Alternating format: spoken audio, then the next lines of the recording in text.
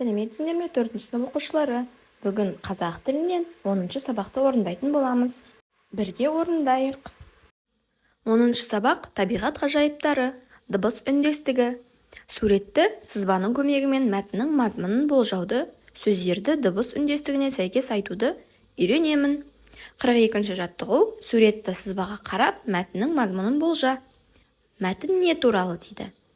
Бізде суретте көбелек қуған бала және оны ұстап алған. Сонымен қатар көбелектің қалай құрттан көбелекке айналуы туралы көрсетіліпті. Көбелекті ұстап алған бала, көбелектің өмірі, құрттың көбелекке айналуы. Жарайсыңдар балалар. Енді келесі өлеңді мұқият тыңда, өз болжамыңның дұрыстығын тексер дейді. Енді ғана ұшқаным, мені неге ұстадың? Дәу көбелек болғанша, жүріп өтем жол қанша. Деп көбелек шақты мұң, баса алмастан аптығын. Жұмыртқадан жарылып, жапырақтан нәр алып, жұлдыз құртқа айналдым, бой түзедім таранып. Қабықтарым алғашқы бірнеше рет алмасты, кие бермей әлдене, еліктедім сәнге де. Жамыл қорап сыртыма, енем сосын ұйқыға.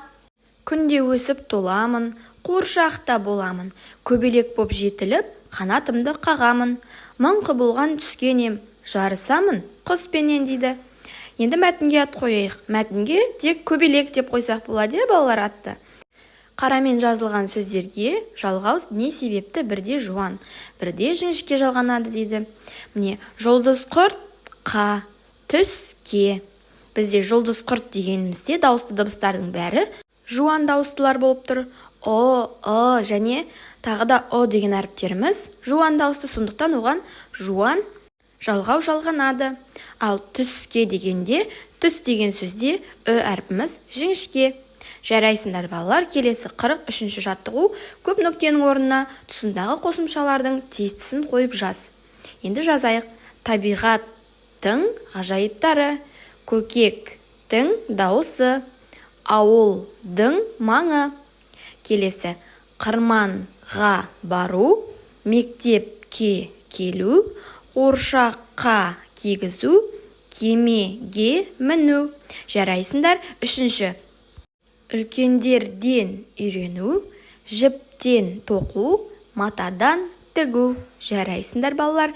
Келесі: дауыссыз дыбыстардың бір-біріне ықпал етіп, өзара сәйкестеніп айтылуын дыбыс үндестігі деп атайды. Мысалы, қаздар, тастан, қабы. Жарайсыңдар. Суреттегі зат атауларын 3 жақта тәуелдеп айт дейді. 1-ші: күшік, менің күшігім, 1-ші жақ. 2-ші жақ: сенің күшігің, сіздің күшігіңіз. 3-ші жақ: оның күшігі. Жарайсың. Келесі: доп деген сөзді өздерің жасап көріңдер. Және тауық: менің добым, сенің добың, сіздің добыңыз, оның добы. Менің тауығым, сенің тауығың, оның тауығы және сіздің тауығыңыз. Жарайсыңдар. 45-ші: сөздерді оқып көшіріп жаз. Басшы: сарыарқа, досжан. Теңізші: жазса, түнгі, ашса, сөзсіз, сөнбеді және жанбады сөздері.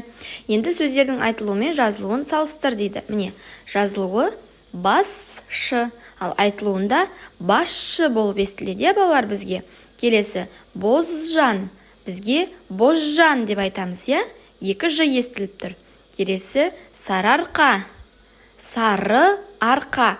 Әріпіміз әріпімен бірге айтылып кетеді. Сарыарқа. Досжан, досжан, 2 ш болуы мүмкін. Теңізші, теңізші. Көрдіңдер ме? Біздің айтылуымыз басқа, ал жазылуымыз одан басқа екен. Сондықтан қате жазып қоймаңдар. Сөнбеді, сөнбеді. Сөзсіз, сөзсіз. Ашса, ашша. Көрдіңдер ме балалар? Біздің айтылуымыз басқа, ал жазылуымыз мүлдем басқа екен. Қалай естіледі, солай жазуға болмайды балалар. Жарайсыңдар. Бүгінге сабақты аяқтаймыз. Сау болыңдар.